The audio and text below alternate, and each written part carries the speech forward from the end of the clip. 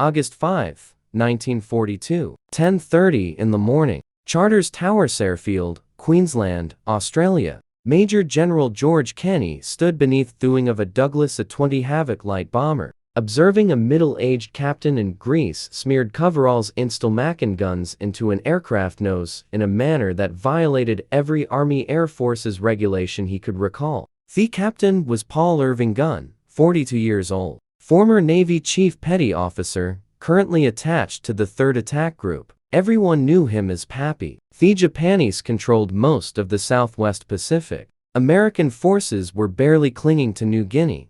Conventional bombing tactics were failing. High-altitude bombing overshot moving ships. Medium-altitude runts gave vessels time to maneuver away. American aircraft were being shot down as they tried to get close enough to hit anything. Kenney had arrived in Australia 3 days earlier to assume command of the 5th Air Force.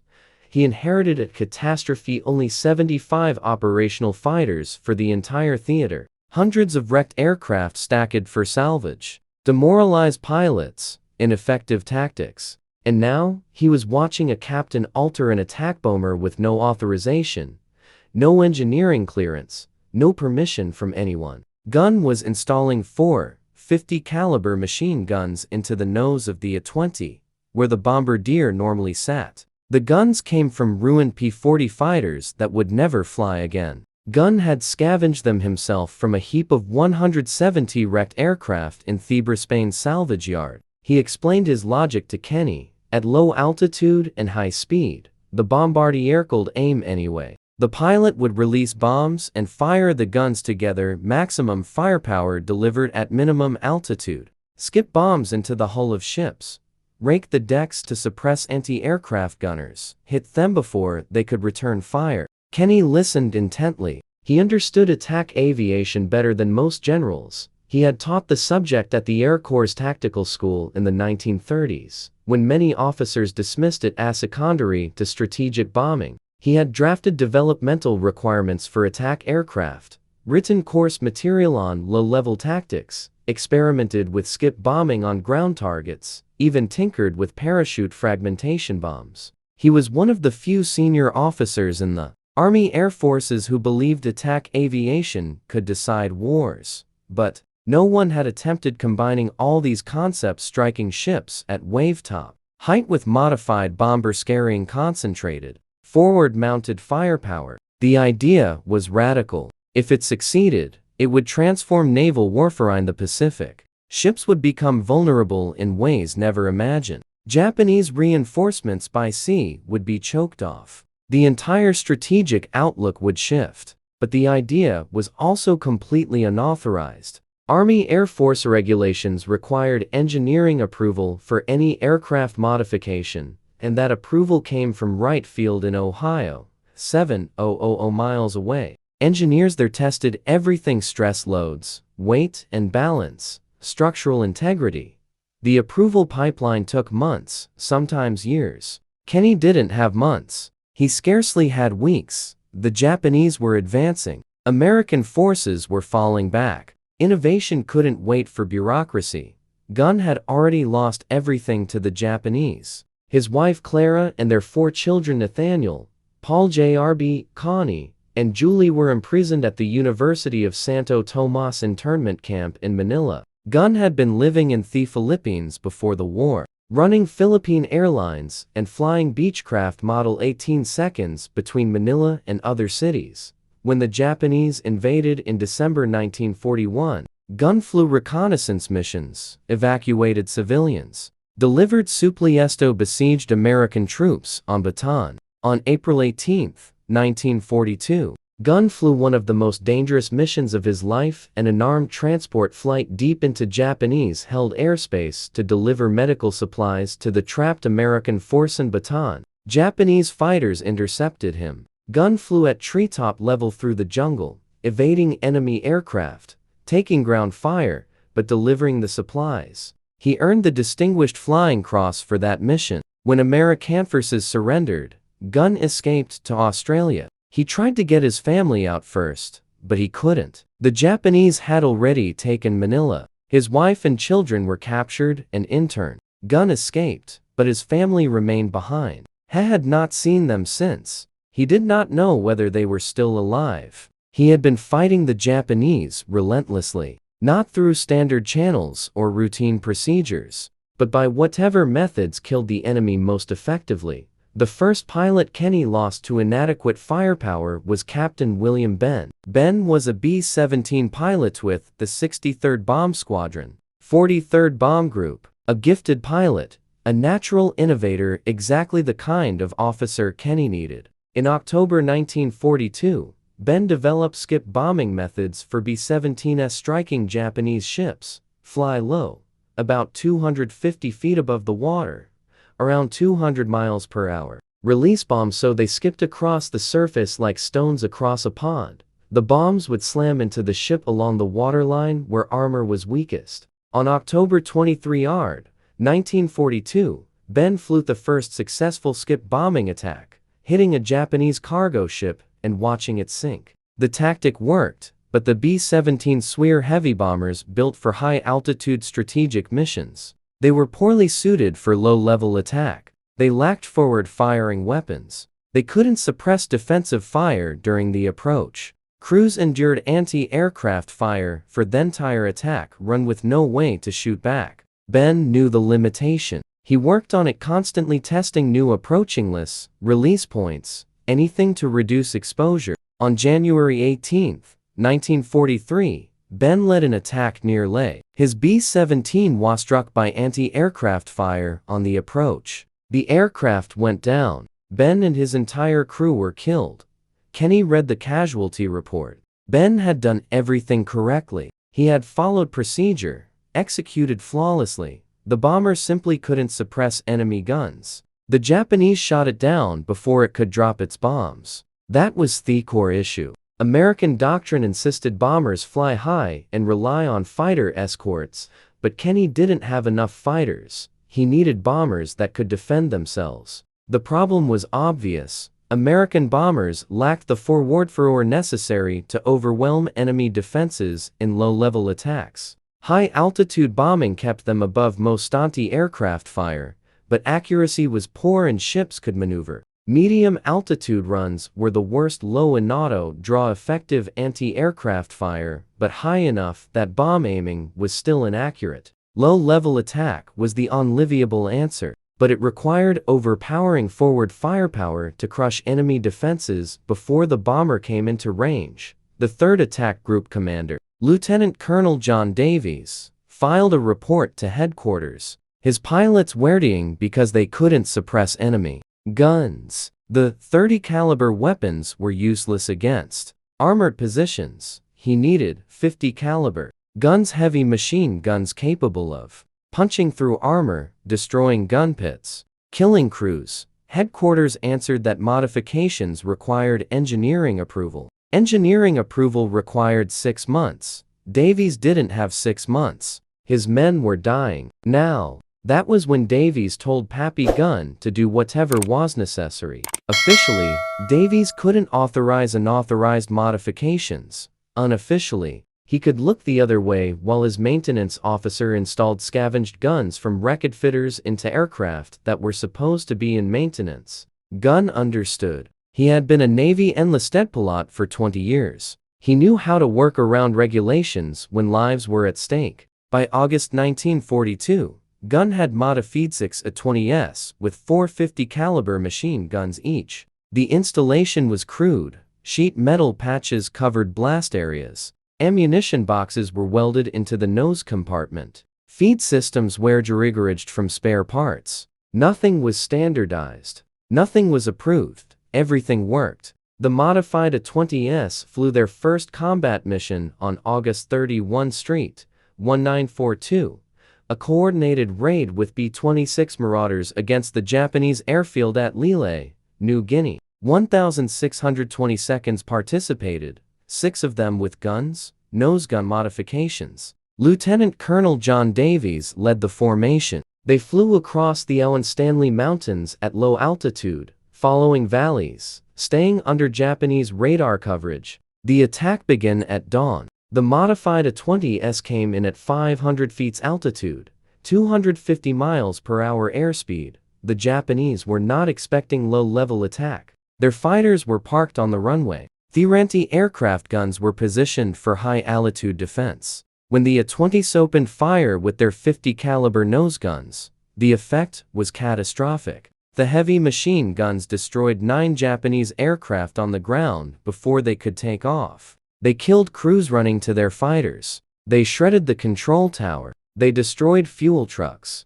The bombs that followed ignited fires across the airfield. Secondary explosions from ammunition stores and fuel dumps continued for hours after the attack ended. All 1,622 returned to base. One had minor damage from ground fire. No casualties. Davies filed his after-action report the same day. Thenos gun modification was a complete success. Forward-firing 50 caliber machine guns suppressed defensive fire so effectively that the bombers could attack at minimum altitude with minimal risk. The tactic should be expanded to 20 seconds in theater as soon as possible. He recommended that Captain Gunn be promoted and given authority to modify additional aircraft. Kenny read the report and made his decision immediately. He promoted Gunn to major. He assigned him to 5th Air Force Headquarters as Special Projects Officer. He gave him a team of mechanics and armorers. He ordered him to modify every A-20 in the Southwest Pacific Theater and to scavenge whatever parts were necessary from the wreck pile.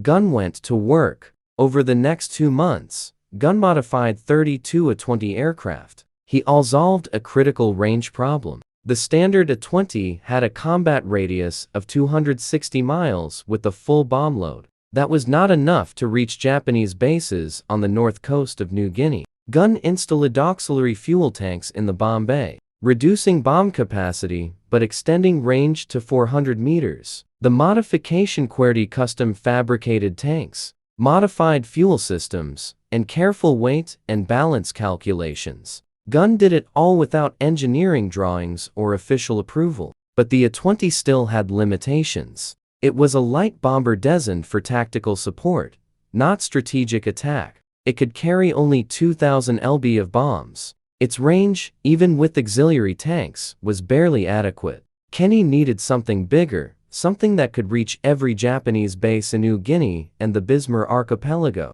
Something that could carry enough firepower to destroy shipping and devastate installations. He needed the B-25 Mitchell. The B-25 was a medium bomber, twin-engine, crew of 6, designed for medium-altitude bombing. It could carry 3,000 lb of bombs, had a range of 500 mi, and was fast enough to outrun most Japanese fighters. But it had the same problem as every other American bomber: inadequate forwardment. Just 250 caliber guns in the nose fired by the bombardier now to suppress enemy defenses. Kenny called Gunn into his office in November 1942. He wanted 12 B-25s modified as strafer bombers. Remove the bombardier, remove the bomb sight. Fill the nose with as many 50 caliber guns as physically possible. Add external fuel tanks to increase range. Turn the medium bomber into a commerce destroyer that could sink ships, destroy airfields, and eliminate Japanese positions at low altitude with overwhelming firepower. Gunn said it would work, but there would be serious engineering challenges. Adding 4 or more guns to the nose would shift the center of gravity forward by at least 12 in. The aircraft would be nose-heavy. Handling characteristics would change dramatically. Takeoff would require rigger speeds and more runway. Landing would be critical because the nose would want to drop. Pilots would need retraining. There were also structural concerns. 850 caliber machine guns firing simultaneously would produce tremendous recoil forces. The airframe was not designed for that kind of stress. Rivets might pop, panels might buckle, structural members might crack. The modifications would have to include significant reinforcement, adding weight, which would further affect performance. The ammunition load would also be a challenge. 8 guns with 500 rounds each meant 4,000 rounds of 50 caliber ammunition. Each round weighed approximately 4 ounces. 4,000 rounds weighed 1,000 lb. That weight had to go in Thenos, making the center of gravity problem even worse. Fuel would have to be moved aft. Equipment would have to bear a position. The entire aircraft would have to be rebalanced. And there was one more problem. Regulations. The B-25 was built by North American Aviation under contract to the Army Air Force. Any modification to the basic design required approval from both the manufacturer and the Army Air Force Engineering Command. That approval process could take a year or more. Gunn would be modifying aircraft without manufacturer approval, without engineering approval, without documentation, using parts scavenged from other aircraft. If anything went wrong, if a modified aircraft crashed due to structural failure or handling problems, Gunn would face a court-martial. Kenny might face relief from command. Kenny told Gunn to solve the problems and ignore the regulations. They were at war. American pilots were dying because they could not suppress enemy fire. If Gunn's modifications saved lives and killed Japanese, that was all that mattered. Official approval could come later. Results came first. Gunn went to work. He selected B-25 aircraft number 401129 for the first conversion. The aircraft had just arrived from the United States and had not yet been assigned to a combat squadron. It was nicknamed Margaret, name painted on the nose by factory workers who built it. Gunn and his team took Margaret to the modification center at Eagle Farm Airfield near Brisbane. The work took 3 weeks of 16-hour days. They removed the entire Bombardier compartment from the nose. The plexiglass panels came out. The bomb sight came out. The Navigator and Bombardier positions were eliminated. In their place, Gunn installed a solid nose fairing with 4 50 caliber machine guns mounted in a tight pattern. The guns were M2 Brownings, the same model used in fighters, belt-fed with a cyclic rate of 850 rounds per minute. Gun mounts were fabricated from steel plate. Ammunition boxes were welded into position. Feed chutes routed the belts from the boxes to the guns. Blast tubes protected the fuselage from muzzle blast. Spent cartridge cases and belt links were ejected through chutes in the bottom of the nose. The entire system was controlled by a single trigger button on the pilot's control column. When he pressed the button, all 4 guns fired simultaneously. But 4 guns were not enough. Kenny wanted more firepower. Gunn added 2 more guns and blisters on each side of the forward fuselage just after of the nose. These guns were fixed in position aimed slightly inward, so their fire converged with the nose guns at approximately 1,000 yards. Sheet metal fairings covered the gun barrels to reduce drag. Large blast deflector plates protected the fuselage skin from the muzzle blast and ejected gases. 6 guns total, but Gunn was not finished. He added 2 mowing guns, 1 on each side of the fuselage just forward of the cockpit. 8 50 caliber machine guns, all firing forward, out-controlled by the pilot. The firepower was staggering. At maximum rate of fire, the 8 guns could put out 6,800 rounds per minute. That was 113 rounds per second. The weight of fire was enough to destroy any ship, any aircraft, any ground installation. Gunn flew Margaret on December 23, 1942. The aircraft was nose-heavy, exactly as predicted. It wanted to pitch down during takeoff. He had to hold back pressure on the control column to keep the nose up. Once airborne, the handling was acceptable, but not ideal. The center of gravity was too far forward. He flew to the gunnery range and fired the guns. All 850 calibers opened up simultaneously. The recoil was tremendous. The aircraft shuddered. Rivets popped out of the fuselage skin. Panels buckled from the vibration. But the guns worked. 8 streams of 50 caliber bullets converged on the target. The firepower was incredible. Gunn landed and reported to Kenny. The modification worked, but needed refinement. Gunn and his team spent January 1943 solving the problems. They moved the fuselage guns further aft to help the center of gravity. They added lead ballast to the tail. They reinforced rivets and structural panels. They removed the lower turret to save weight. They removed the tail guns. Those positions were useless in a low-level attack. The weight savings helped balance the aircraft. By February 1, 194,312 B-25 strafers were complete. They were assigned to the 90th Bomb Squadron, 3rd Bomb Group. The squadron commander was Major Edward Lana, 31 years old, experienced bomber pilot, aggressive leader. He had been flying B-25s since arriving in theater.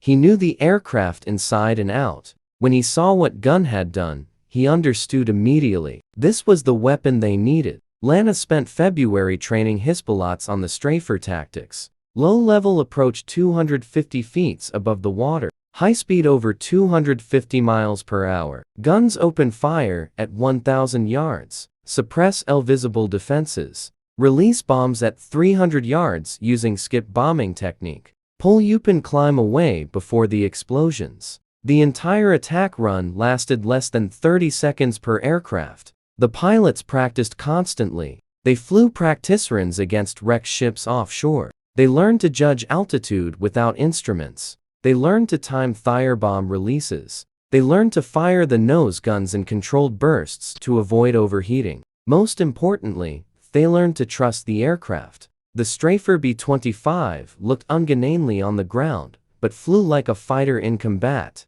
What none of them knew was that Wright Field Engineering Command had received reports about the unauthorized modistic. Engineers at Wright Field analyzed the specifications. They calculated weight-tan balance. They evaluated structural loads. Their conclusion was unambiguous. Thematifications were dangerous. The aircraft would be uncontrollable. The structural loads would cause a catastrophic failure. They sent a message to Kenny, ground all modified 25s immediately pending engineering review. Kenny received the message on February 26, 1943. He read it, crumpled it up, and threw it in the trash. His bombers were about to prove the engineers wrong. Intelligence had detected a large Japanese convoy preparing to depart Rabel. The convoy would carry 6,900 troops to reinforce Japanese positions at Lae, New Guinea. If those troops reached Lae, the Allies would face a much stronger enemy. If the convoy could be destroyed, it would be a devastating blow to Japanese operations. Kenny called his operations officer, Brigadier General Ennis Whitehead, told him to prepare every available aircraft for a maximum effort attack. B-17s for medium altitude bombing, Beaufighters for low-level strafing, a 20 seconds for skip bombing, and the strafer B-25s for the killing blow. This would be their first combat test. Everything depended on Lana's squadron. The Japanese convoy departed Simpson Harbor in Rabel on the night of February 28, 1943. 8 transport ships carrying the troops and supplies. 8 destroyers, escorts, approximately 100 fighter aircraft providing air cover. It was the largest convoy the Japanese had sent to New Guinea in months. They were confident. Their intelligence said Thiele's lacked the capability to stop them. Allied intelligence was better. Radio intercepts decoded by couriers in Melbourne and Washington revealed the convoy's destination and schedule. Reconnaissance aircraft spotted the convoy on March 1.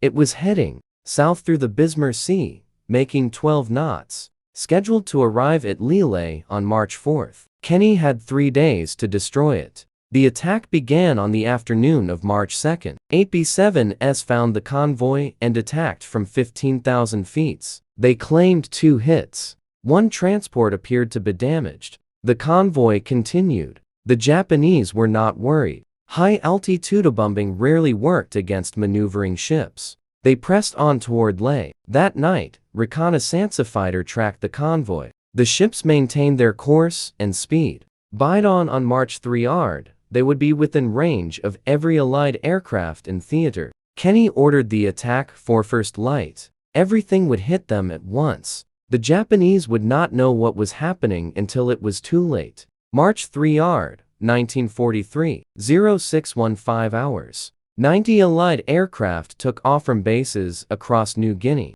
B-17s, A-20s, Beaufighters, and the strafer B-25s, P-38 fighters flew top cover. The formation assembled over Cape Ward. Hunton headed northwest toward the Japanese convoy. At 0945, the lead aircraft spotted the convoy. 16 ships in a tight defensive formation, destroyers on the perimeter, transports in the center. Japanese fighters circled overhead. The convoy was making maximum speed toward Lae, still 120 miles away. If they could reach the coast, they could unload under the protection of land-based anti-aircraft guns. Kenny could not let that happen. The first wave was B-7s attacking from medium altitude. The Japanese fighters rose to meet them. P-38s engaged the fighters. The B-7s released their bombs from 8,000 feet. Most missed. A few hit near the transports. One transport appeared to be on fire.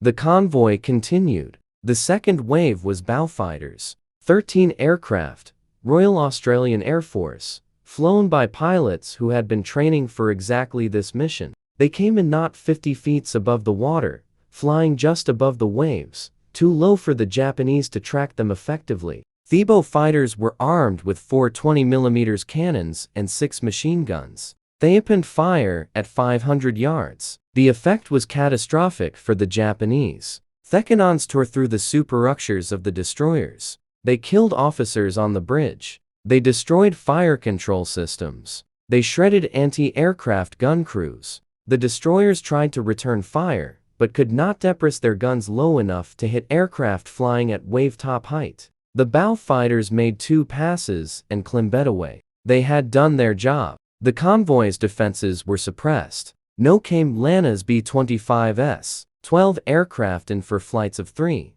Lana led the first flight. They approached from the east, with the morning sun behind them, altitude 250 feet, speed 260 miles per hour. The Japanese spotted them too. Late, the Strafer B-25s were smaller and faster than B-17s. They looked like fighters until they were close enough to attack. At 1:00 Yid, Lana opened fire. 850 caliber machine guns hammered. The sound was deafening even inside the pressurized cockpit. Tracers reached out toward the nearest transport ship, a 6,000-ton cargo vessel loaded with troops and supplies. The other 2 B-25s in his light opened fire simultaneously. 24 machine guns firing at one ship.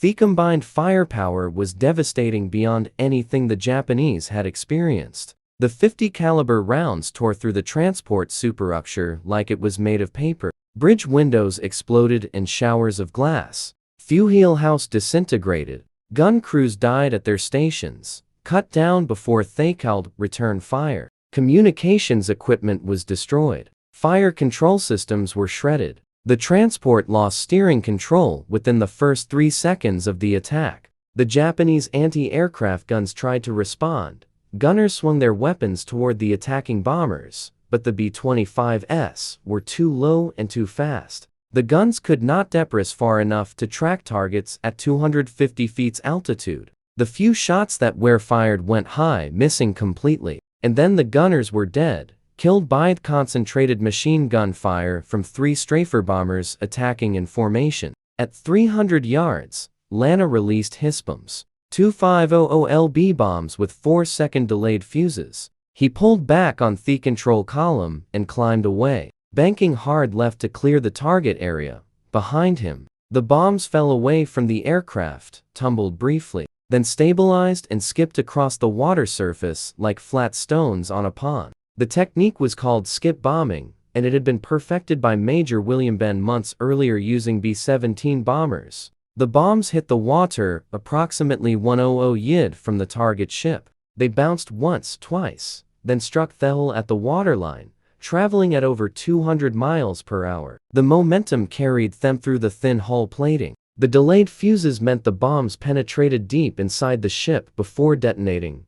When they exploded, the blast occurred inside the hull in the cargo holds and troop compartments. The transport broke in half. The explosion blew out the bottom of the ship. Water rushed in. The forward section lifted to starboard and started to sink. The aft section rolled to port. Troops trapped below decks had no chance. The ship went down in less than 3 minutes. Hundreds of Japanese soldiers were dragged under. Total time from opening fire to climbing away was 18 seconds. The transport was doomed. Lana's wingmen attacked 2 more transports in the same formation. Captain Robert Strickland hit the second transport with the same devastating effect. His bombs penetrated the engine room. The explosion destroyed the boilers. Steam filled the compartments, killing everyone inside. The ship lost all power and started taking on water. Lieutenant Donald Mitchell attacked the third transport. His machine gun fire killed the bridge crew and destroyed the steering. His bombs hit amidships, blowing a hole in the hull 20 feet across. The transport began settling by the stern. Lifeboats launched. Troops jumped into the water. The organized convoy was dissolving into chaos, and 3 transports were sinking, and the attack was not over. The second flight of B-25s attacked the destroyers. Major John Henry led this element. Destroyers were more dangerous than transports. They had heavier anti-aircraft armament, better fire control,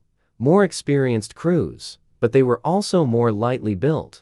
Their hulls were thinner. Their structures were more vulnerable to 50 caliber fire. Henry approached the lead destroyer at an angle, coming in from the starboard quarter, where most of the anti-aircraft guns could not bear. His Strafer B-25 opened fire at 1,000 yard. The 850 caliber guns concentrated on the destroyer's superstructure. They destroyed the bridge, killed the officers, wrecked the fire control equipment. The destroyer lost command and control in seconds. The bombs that followed were perfectly aimed. They skipped into the destroyer's side amidships, penetrated the thin hull, and exploded in the engineering spaces. The destroyer lost power, dead in the water, burning. The crew abandoned ship. Another destroyer retreating to maneuver to avoid the attacking aircraft collided with a damaged transport. The collision tore open both ships' hulls. Both vessels were lost. The third and fourth flights attacked the remaining transports.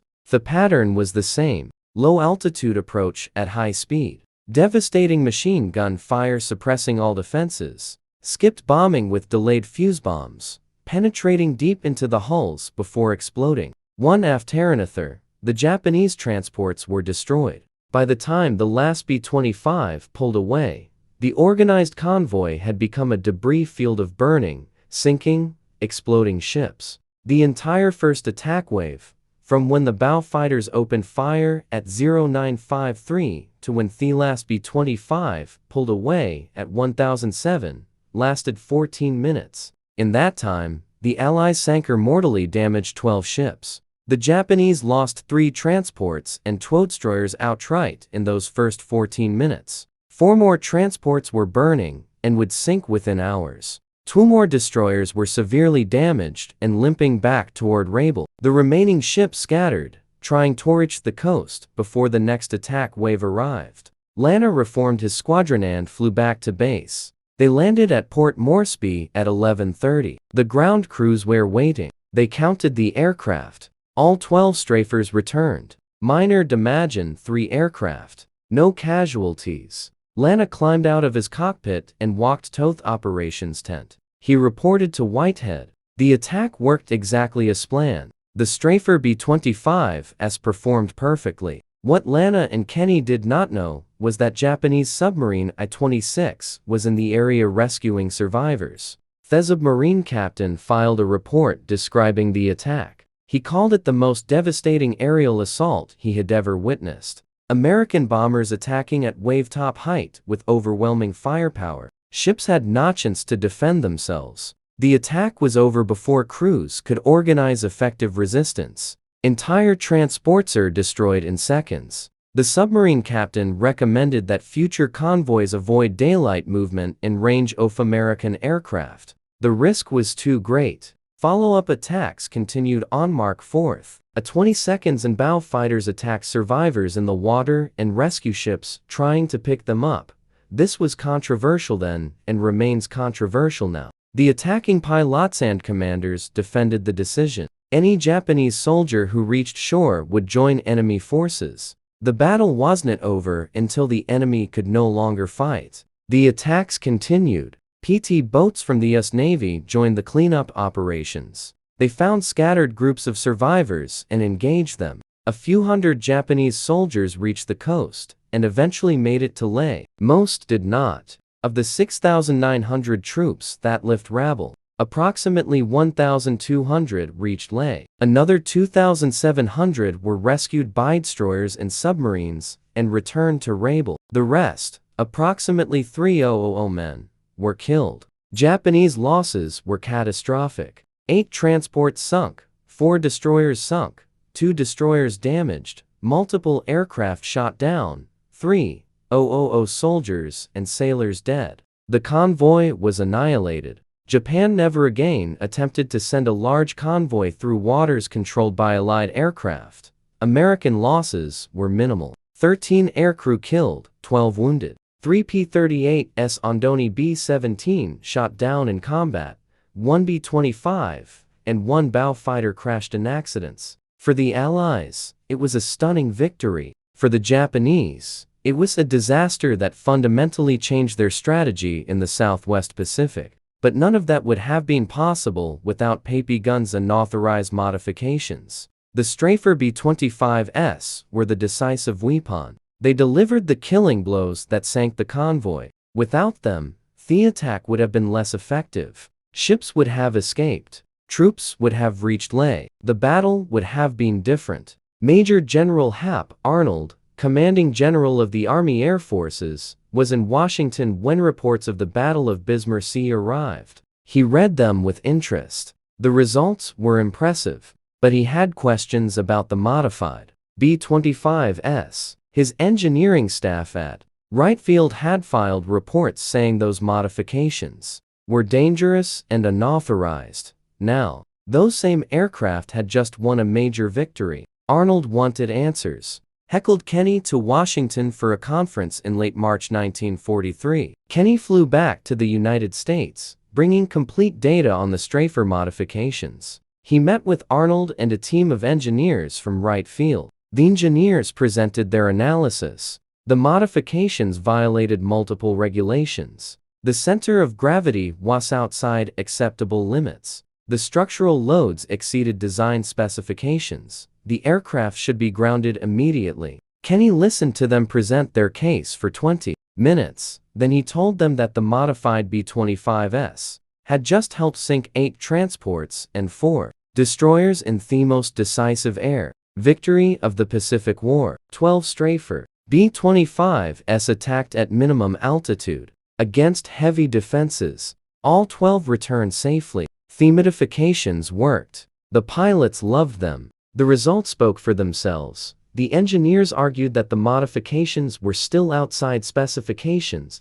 Kenny replied that he did not care about specifications. He cared about winning the war. His pilots were killing Japanese with those modifications. If Wright Field wanted to help, they could figure out how to make the modifications official and incorporate them into production aircraft. If they did not want to help, they could get out of his way. Arnold sided with Kenny. The results were undeniable. He directed North American Aviation, the manufacturer of the B-25, to work with Gunn to incorporate the Strafer modifications into production. He ordered Wright Field to provide engineering support instead of obstacles. The modifications would become official. Gunn traveled to North American Aviation's plant in California in April 1943. He worked with the engineering team for 3 weeks, explaining how the field modifications were done. The North American engineers were impressed. They refined Gunn's design, adding 650 caliber guns instead of 4 in the nose, improving the structural reinforcement, standardizing installation. By June 1943, North American was producing B-25 Strafers directly from the factory. The factory-produced Strafers became the B-25 Gand, later the B-25H. The G model added a 75mm cannon in Thenos in addition to machine guns. The H model had 1,450 caliber machine guns plus the cannon. The final variant, the B-25J, could be configured as either a Strafer with 18 machine guns or a standard bomber with a glazed nose. Nearly 10,000 B-25s were built during the war. Thousands were Strafers based on Gunn's original design. The Strafer B-25s continued to devastate Japanese forces throughout the Pacific War. They destroyed shipping, obliterated airfields, annihilated ground positions. At Wewak in August 1943. Strafer B-25s destroyed 174 Japanese aircraft on the ground in a single raid at Handia. In March 1944, they destroyed 400 aircraft. The Japanese never recovered air superiority in New Guinea, but the official records do not mention Papi Gunby's name. North American Aviation's documentation credits the Strafer design to company engineers. Army Air Force reports attribute the modifications to 5th Air Force innovation. Gunn's name appears in maintenance logs and field reports, but not in the official histories. He received no medal for the modification, no commendation, nor recognition beyond the pilots and mechanics who knew what he had done. Edward Lana did not survive the war. On April 30, 1943, less than 2 months after leading the attack at Bismarck Sea, Lana was landing at Doadura Airfield after a mission. He executed his trademark maneuver, diving toward the runway, pulling low over the field, then pulling up sharply into a climbing turn, but this time, his aircraft was heavily loaded with fuel, passengers, cargo, and ammunition. When he pulled up, the aircraft stalled, went into a flat spin, and crashed. Lana and everyone aboard were killed. He left behind a wife and 2 daughters. He was 31 years old.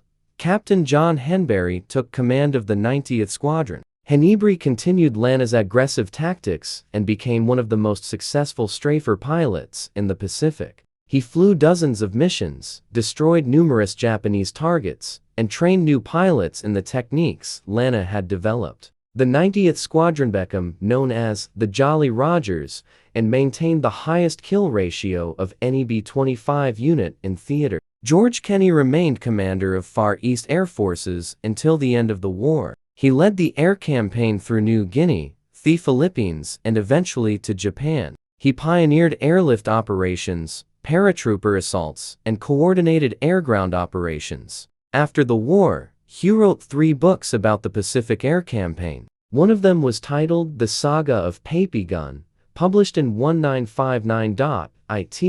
Was a tribute to the man Kenney called one of aviation's great pioneers. Papi Gun survived the war barely. He flew hundreds of combat missions, was wounded 9 times, earned 2 Distinguished Flying Crosses, a Silver Star, a Legion of Merit, an Air Medal, and 9 Purple Hearts. He was promoted to lieutenant colonel and later to colonel. When the Philippines were liberated in 1945, Hugh was reunited with his family. His wife and children had survived 3 years of internment at the University of São Tomás in Manila. They were emaciated and traumatized, but alive. Gunn retired from the Army Air Force in June 1948 due to physical disability from his wounds. He returned to the Philippines and restarted Philippine Airlines, the company he had founded before the war. He flew charter flights across the Pacific, rebuilt the airline industry, and lived quietly. He never sought recognition for his wartime innovations. When people asked, he said he was just a mechanic who fixed airplanes. That was all. On October 11, 1957, Gunn was flying a charter flight in a Beechcraft Model 18 over the Philippines. A storm moved in faster than forecast. The aircraft encountered severe turbulence and heavy rain. Gunn tried to climb above the weather, but could not gain altitude quickly enough. The aircraft crashed into a mountainside. Gunn and all passengers aboard were killed. He was 57 years old. Paul Irving Gunn is buried at Barrancas National Cemetery at Naval Air Station Pensacola, Florida. His grave marker lists his rank as Colonel, United States Army Air Force. Dates of birth: October 18, 1899. Date of death: October 11, 1957. The marker notes his service in World War II. It does not mention that Hekinged how American bombers fought in the Pacific. It does not mention the Strafer modifications that killed thousands of Japanese and saved hundreds of American lives. It does not mention the Battle of Bismarck Sea. It does not mention that his unauthorized innovations done without permission, without approval, without recognition, fundamentally altered the balance of power in the Southwest Pacific. Philippine Airlines still exists. The company Gunn, founded in 1941, Canton Westo operate today. More than 80 years later, it is one of the oldest commercial airlines in Asia, one of the few that survived World War II and continued into the modern era. The company operates flights across the Pacific throughout Southeast Asia, connecting the Philippines to the world. Very few passengers who fly on Philippine Airlines know that the founder was an American colonel who spent 3 years fighting a personal war against the Japanese who imprisoned his family. Very few know that before he built an airline, he built strafer bombers that changed naval warfare. The B-25 strafer concept spread beyond the 5th Air Force. By late 1943, strafer conversions were standard across the Pacific theater. The 7th Air Force in the Central Pacific used them. The 13th Air Force in the Solomon Islands used them. Marine Corps' PBG squadrons flying Navy designated B-25s used strafer configurations for ground attack missions. The concept even spread to Europe, where the 12th Air Force modified B-25s for ground attack missions in Italy and southern France, though the European modifications were less extensive than the Pacific versions. North American aviation built thousands of factory-produced strafer B-25s based on guns' original field modifications. The B-25G introduced a 75mm M4 cannon in the nose, the largest caliber gun ever mounted in an American bomber. The installation was complex, requiring significant structural reinforcement. The cannon could destroy ships with a single hit, but it had a slow rate of fire and terrifying recoil. Crews called it both effective and terrifying to use. The B-25H refined the concept with 14 forward-firing 50 caliber machine guns,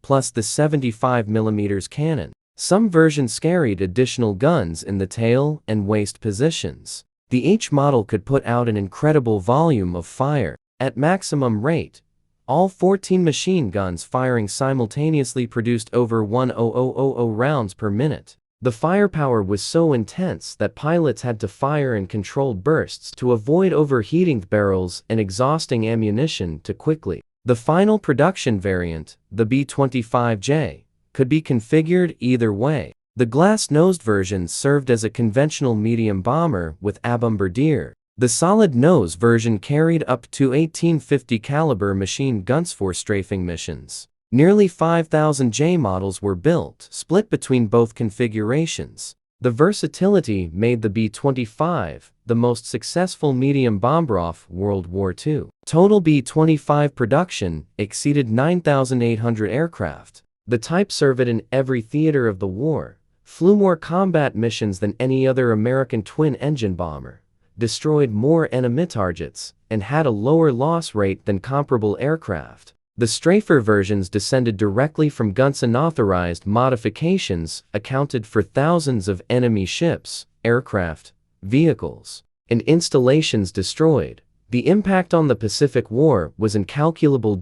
In military museums throughout the United States, there are B-25 strafers on display. Many have placards describing the aircraft's contribution to the Pacific War. Most reference the Battle of the Bismarck Sea. Some mention skip bombing and low-level strike tactics. Very few mention Papi Gun. His name has been largely overlooked outside aviation history circles and World War II scholars. That is how innovation truly emerges in war. Not through official channels or engineering panels or headquarter springs, but through mechanics and airmen who identify problems and fix them without waiting for authorization. Through captains who salvage components from wrecked aircraft and install them in ways the manual insists are impossible. Through commanders who disregard regulations when lives hang in the balance. Through men who wage their own personal battles against an enemy that had taken everything from them. The Battle of the Bismarck Sea was the pivotal moment in the New Guinea campaign. It proved that Allied air power could halt Japanese reinforcement convoys. It showed the effectiveness of coordinated low-altitude attack. It confirmed innovations that had been created in the field by men who did not wait for headquarters approval. The battle lasted 3 days, but the decisive strike lasted 14 minutes. In those 14 minutes, 12 modified bombers annihilated a convoy and altered the trajectory of the Pacific War. And it all began with a middle-aged captain in grimy coveralls, installing salvaged machine guns into a bomber's nose, telling a general that the only way to win was to break the rules and hit the enemy harder than they could respond. If you found this story meaningful, please like this video. It helps us share more overlooked stories from the Second World War. Subscribe to stay connected with these histories. Each one matters. Each one deserves to be remembered. Leave a comment below telling us where you are watching from. Thank you for watching, and thank you for keeping these stories alive.